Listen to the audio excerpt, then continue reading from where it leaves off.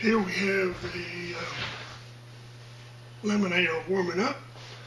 I thought it was warm. Here's the board that I'm going to put the little audio amp on. Let me dust it off here.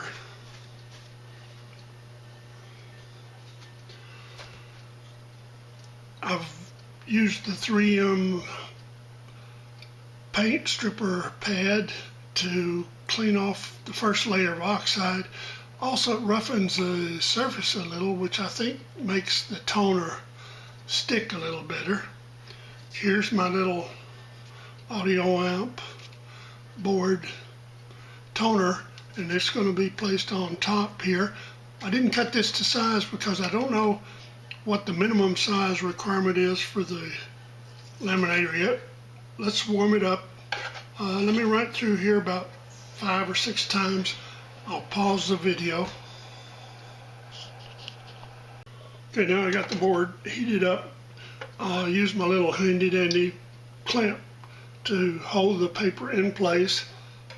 Insert, cooled off, but it still should be hot enough. Now, should do this with gloves, but hold this down just a little bit to make sure it doesn't curl up. We'll start through here. I got the board up to about 50 degrees Celsius. Probably should be more, but I think that's enough to latch the paper down. Let's see if it curls up.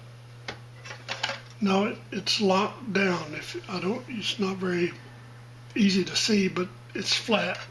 So things worked out just fine. Now I'm going to run it through here about 6 times to get the temperature up above 85 degrees Celsius. Love that noise. Okay, this came out at 94 degrees Celsius. After about 5 times, let's see, it ought to start cooling down. Now let it cool down, and we're going to soak it in water to remove the paper. Let me turn this off, and I'll be right back. Now I have a Pyrex dish, 750 milliliters, filled with water, and I get it out of the hot water tap because that water is purer than coming out of the cold.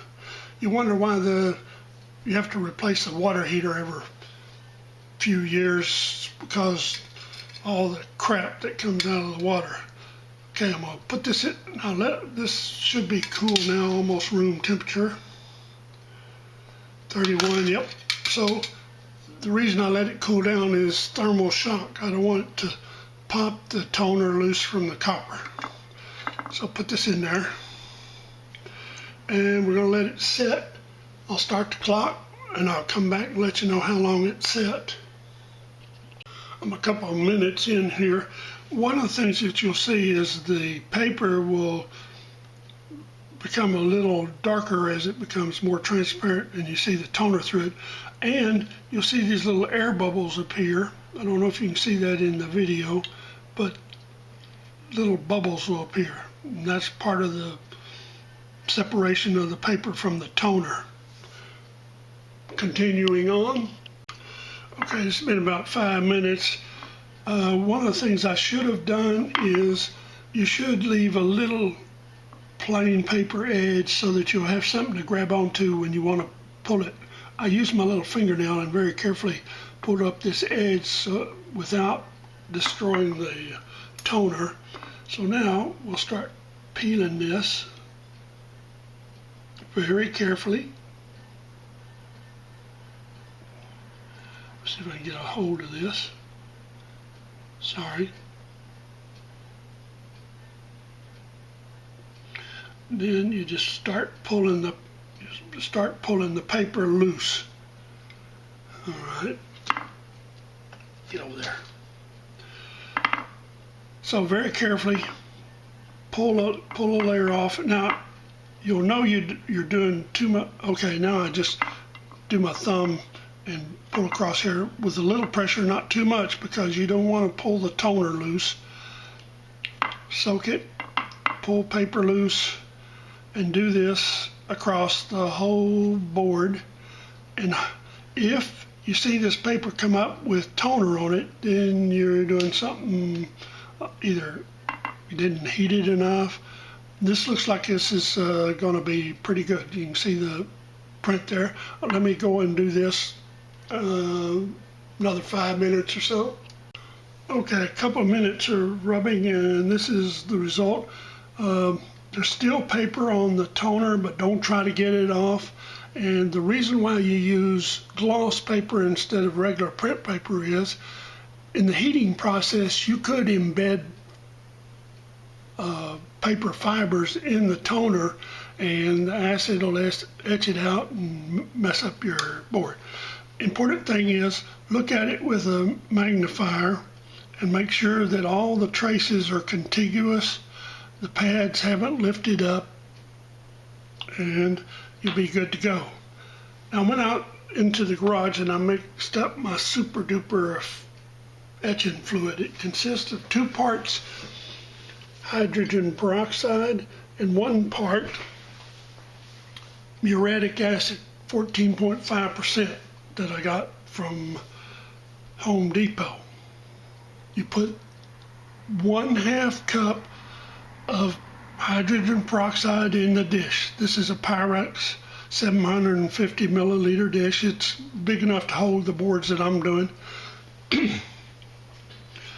You put the hydrogen peroxide in first, 1/2 cup, then 1/4 cup of the muriatic acid. And I asked DeepSeek, I said, okay, what's the pH level? And it says, okay, it's around -0.1.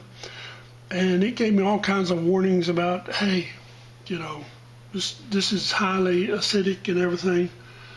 But it's good enough for what we want to do, and just keep away from kids, pets, the wife, whoever. And do this in the garage. I'm doing it on my desk here, but I got a window open so you'll hear cars come by, and I got a fan going on so there's a breeze going out the window. Now this stuff is acidic. Notice you should do this with surgical gloves, but I'm just showing you that I'm stupid enough to do this, and don't you do it. Okay, I see bubbles rising, and my skin is still intact, hasn't discolored any more than it already is. It's fine. I'll put it on this towel. I'll put the towel here just in case I don't want to mess up my disc. Now, we're ready to etch. Now, the way you do this, you slide this in and let it flop down. Now, that little bubble thing there is caused by the acid reacting with the paper. Okay, so do this outside, open air with wind blowing. Now you'll see the copper turn a yucky brown, whatever. You'll see bubbles forming, and those are most likely chlorine bubbles. They'll come to the top and go off into the hinterland.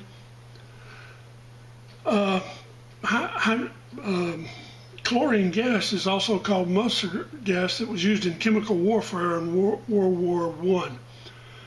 I had 2 semester course from a professor when I was an undergraduate who was a veteran of World War I and had been in contact with mustard gas, and it's not a pleasant thing. Now, when I removed the paper and then used my thumb to remove as much as can without damaging the toner, you just want to make sure that the copper traces are and the area around it is exposed. You see these little bubbles? The fluid turns a little green. That's the copper oxide. And you stir this a little, and just keep away from the toner as much as possible. And this will take a while.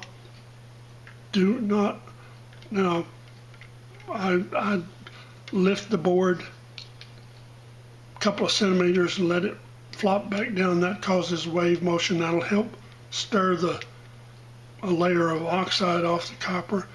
Then I'll turn the board upside down. Now this side, you want to make sure that it is completely removed, because this is where the components go and you don't want any shorts. And you'll see if I stir this violent here, you see it turns bright and then it'll oxidize. Let me start the clock. I'll come back when it's done. Okay, it's taken me about 12 to 15 minutes to get to this point, and at this point things will go a little bit faster because this, even though this is a 1 ounce layer of copper, is pretty thick, so it just takes some time, and just keep doing this. Again, this is an important side to get all this off. Let me flip it over so you can see the toner side, and it's pretty much gone. I don't care about this because I'm gonna cut it loose, but we'll hold it up. We'll wait till it finishes and I'll show you. After about 25 minutes or so, this is what you're going to wind up with. Now, I'm going to take it out of the solution, hold it by the edges. Let me go dip it in the water that I used to remove the paper. Let me get a paper towel. Oh, sorry. Let me get a paper towel. Get the board out. Wipe it clean. Dry it.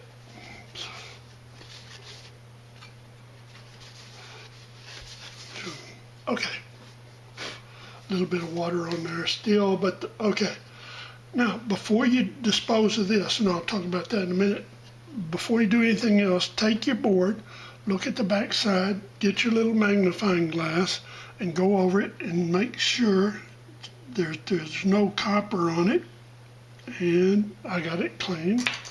Then go on the other side, hold it up to the light, and you can see that I've etched away the area between the ground plane and the trace.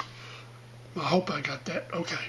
Let me hold it up to the light, take the magnifying glass and look. Make sure that there are no traces that have broken loose or etched through. Make sure there are no shorts. And voila. Now I know this is a good etch because on the print it says here EMRFD figure 1.17. This is AA7FO 2025-08-26, and between the A and the 7 there is a little dot that was left there because of the way the software works. So this looks pretty good. So we're almost there. Let me go to the garage, take my 3M Scotch pad and remove the toner. One of the things about the Scotch pad is the one I'm using now I've been using for 4 or 5 years, so they last a while. Forgot. What to do with this?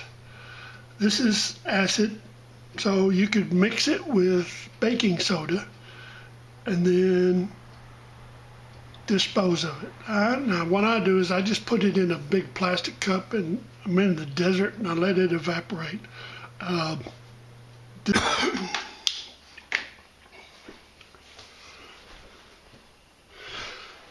When you go out to the garage or you're out workbench, wherever, to use the Scotch 3M pad to clean the toner off, first thing you do is put some painter's tape or masking tape on the back to protect that surface, because you can put it down on I put it down on a board, plywood board, and start removing the toner, and there's a possibility the board will shift back and forth and scratch the other side.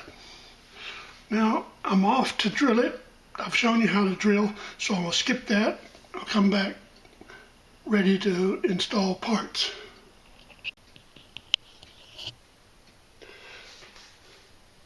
Okay, got the board drilled. Let me show you quickly before I do everything myself. Here is a 33K 1/8 inch 1/8 watt resistor, and it's about 5 millimeters across there. Now let me show you how to bend the leads. Hold the body by one end, take your finger and push against the body and get that at right angles against the body. Do the same thing on the other. Do the same thing on the other side. Hope that shows up. Now the input terminal goes there. First resistor R1 is 33K. So let's see if I got the dimensions right.